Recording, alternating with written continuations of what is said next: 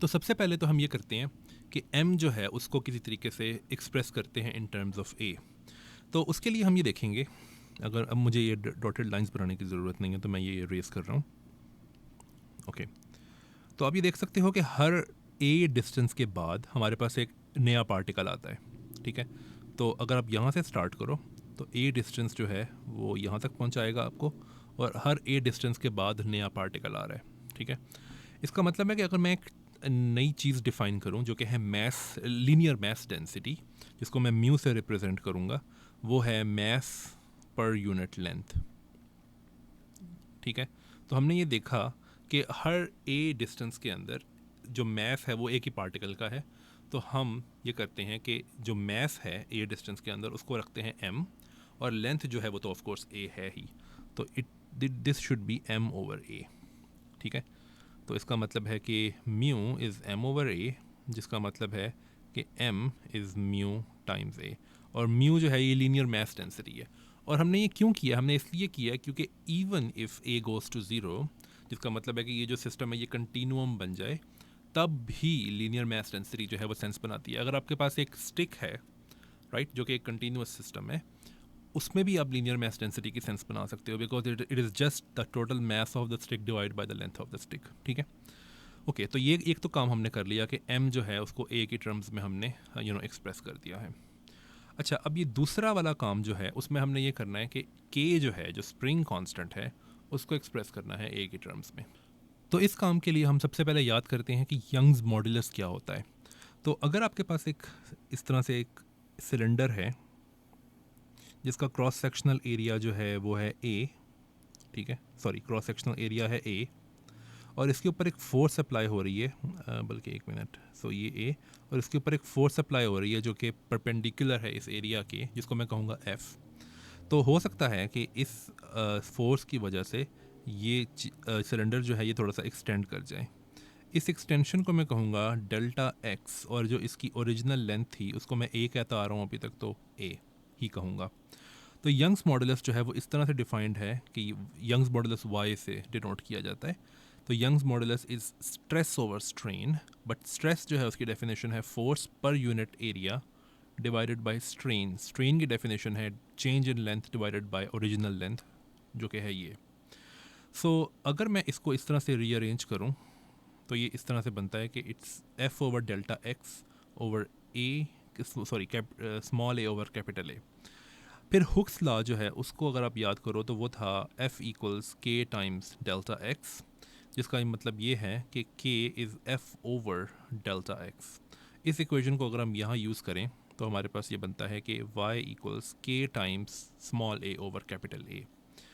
तो ये तो यंग्स मॉडुलस उन केसेस के लिए है जहाँ पर जो क्रॉस सेक्शनल एरिया है वो ज़ीरो नहीं है। अगर क्रॉस सेक्शनल एरिया ज़ीरो हो, जैसे कि हमारे केस में है, क्योंकि हमने एज्यूम नहीं किया हुआ कि जितने भी स्प्रिंग्स हैं इनका कोई क्रॉस सेक्शनल एरिया है, तो भी यंग्स मॉडुलस को इस तरह से डिफाइन करते हैं कि it's just force over strain. ठीक है, तो ये ए जो है ये गायब हो जाता है, तो यंग्स मॉडुलस इज जस्ट के टाइम्स ए। तो हमारे केस में यंग्स मॉडुलस जो होगा वो जस्ट के टाइम्स ए होगा। अच्छा, अब ये दूसरा जो एक्सप्रेशन हमें चाहिए था वो मिल गया है कि k equals Young's modulus divided by a। तो हमने k को भी a के टर्म्स में अब लिख लिया है। ओके, तो अब इन दोनों फार्मूलाज को हम अभी यूज़ करेंगे थोड़ी देर बाद, लेकिन हमें एक और चीज़ करनी है जो कि बहुत ज़रूरी है इस कंटिन्यूम लिमिट में। तो k equals Y over a और m equals mu times a, ये दोनों हम यूज़ करें अगर, तो जो लेग्रांजियन है वो बनता है del sum over j mu a x dot j squared over 2 minus sum k, sorry, k नहीं, y over a x minus this thing divided by 2। I think मुझे इसको थोड़ा नीचे लिखना चाहिए या थोड़ा सा पीछे लिखना चाहिए।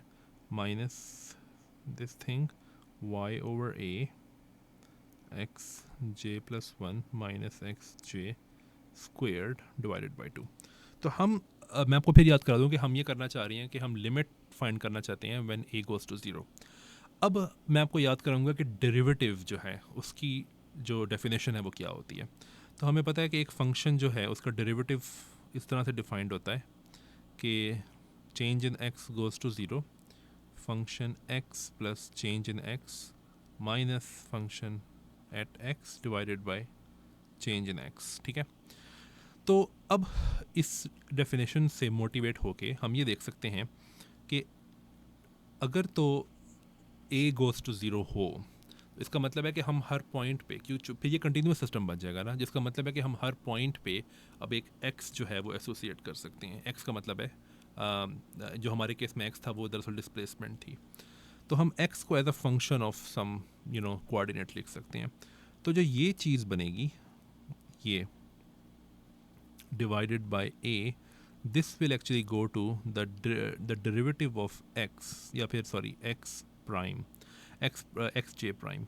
एक्स जे प्राइम का मतलब है कि the derivative of displacement with respect to जो भी कोऑर्डिनेट है आपका उसके ऊपर। ठीक है, तो ये तब होगा जब limit a goes to zero होगा। तो अगर ए गोज़ टू ज़ीरो हो तो ये बन जाएगा। लास्ट बात ये कि ये जो सम है और इसके साथ अगर मल्टीप्लाई हो रहा है कुछ ए टाइम्स का ए, तो this will actually become integration over some variable, जिसको मैं कह देता हूँ। तो जो वेरिएबल क्या कहते हैं कोऑर्डिनेट है वो होगा इस पूरे के पूरे सिस्टम के ऊपर, उसको मैं कह देता हूँ क्या कहें उसको, आई थिंक उसको वाई कह देते हैं, वाई। तो ये जो सम होगा वो इंटीग्रेशन से चेंज हो जाएगा, और जो चेंज इन एक्स सॉरी जो change in the sorry change नहीं, जो स्प्रिंग की लेंथ होगी it will go to some infinitesimal Y. Okay, और ये भी तब होगा जब ए गोज़ टू ज़ीरो होगा। ओके, तो अब अगर हम इन रिजल्ट्स को यूज़ करें तो ये जो लेग्रांजियन है ये कुछ इस तरह बनेगा कि this will go to an integral over Y. और अभी देखो कि ये मैंने क्या किया, इंटेग्रल को मैंने कैसे लेकर आया यहाँ पे कि ये जो ये जो सम था और ये जो ए था, इनको यूज़ करके मैंने ये इंटेग्रल बनाया। बिकॉज आपको याद होना चाहिए कि ये जो चीज़ है ये इंटेग्रल बनती है, सम अकेला इंटेग्रल नहीं बनता। ठीक है, तो पहली टर्म में से आएगा mu X dot J squared over two minus. अब दूसरी टर्म जो है उसमें आप ये देखो कि हमारे पास कुछ इस तरह से है कि एक्स जे प्लस वन माइनस एक्स जे होल स्क्वेयर्ड, और हमारे पास नीचे ए भी है एक, यहाँ पे आप देख सकते हो ये। तो हमें ये करना है कि हम ए से मल्टीप्लाई और डिवाइड कर दें अगर, तो ये बनेगा इस तरह से, इस तरह से। और अभी हमने देखा कि ये जो चीज़ है ब्रैकेट के अंदर, इसको बनना चाहिए एक्स प्राइम जे। ठीक है, तो इसका मतलब है कि this will become a times x prime J squared. ठीक है, तो ये सेकंड टर्म कुछ इस तरह से बनेगी, और ये जो ए आएगा इसको हम यूज़ करके इंटेग्रल बना लेंगे दोबारा। तो मैंने अभी कहा कि ये जो 1/2 है ये तो यहीं रहेगा। This will become a x prime J squared, और अगेन ये सम, और ये ए जो है इसको यूज़ करके अगेन हम इंटेग्रल बना सकते हैं। तो ये बनेगा again integral of Y, capital Y over two X prime J squared. ठीक है, ओके। अब आप एक चीज़ देखो कि हमारे पास जो लेग्रांजियन है वो कुछ इस तरह से आ रहा है कि वो एक इंटेग्रल है एक और चीज़ का।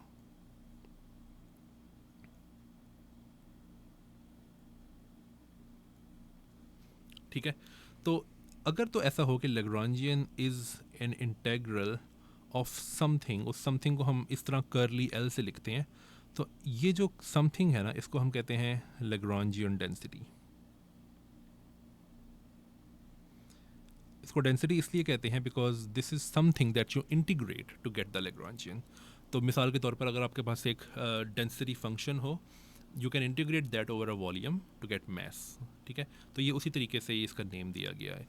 तो लेग्रांजियन डेंसिटी की एक कंक्रीट एग्जांपल हमने इस केस में देखी है, और हमने अब काइंड ऑफ डिफाइन भी कर दिया है इसको कि लेग्रांजियन डेंसिटी होती क्या है। राइट, तो अगर लेग्रांजियन जो है वो लेग्रांजियन डेंसिटी के टर्म्स में ही लिखा गया है, तो फिर एक्शन क्या होगा। तो एक्शन के बारे में हमें पता है कि it's a time integral of Lagrangian. लेकिन लेग्रांजियन खुद अगर इस तरह से आ रहा है तो आप देख सकते हो कि एक्शन जो है वो अब सिर्फ टाइम पे इंटीग्रेट नहीं कर रहा बल्कि तमाम स्पेस टाइम पे इंटीग्रेट कर रहा है। और हमने जो एग्जांपल ली है वो वन डायमेंशनल थी, स्प्रिंग सिर्फ वन डायमेंशन में मूव कर सकता है।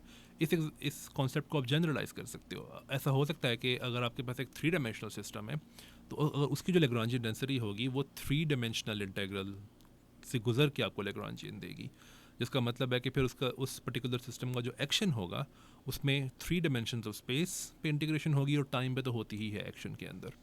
तो अब अगर हमारे पास कोई फोर डायमेंशनल फील्ड थ्योरीज हैं जो कि हम स्टडी करेंगे इस कोर्स में, उसमें एक्शन जो होगा वो इस तरह से होगा कि it will be four dimensional integral of Lagrangian density. और ये जो मैंने लिखा है यहाँ पे ये सिर्फ एक नोटेशन है इस चीज़ के लिए कि you are integrating over time and you are integrating over all space time, right. तो एक्स वाई जेड जो है ये स्पेस टाइम के डायरेक्शंस हैं, तो इसको कंडेंस करके हम इस तरह d4x लिखते हैं, जिसका मतलब है कि हम फोर डायमेंशनल स्पेस टाइम के ऊपर इंटीग्रेट कर रहे हैं।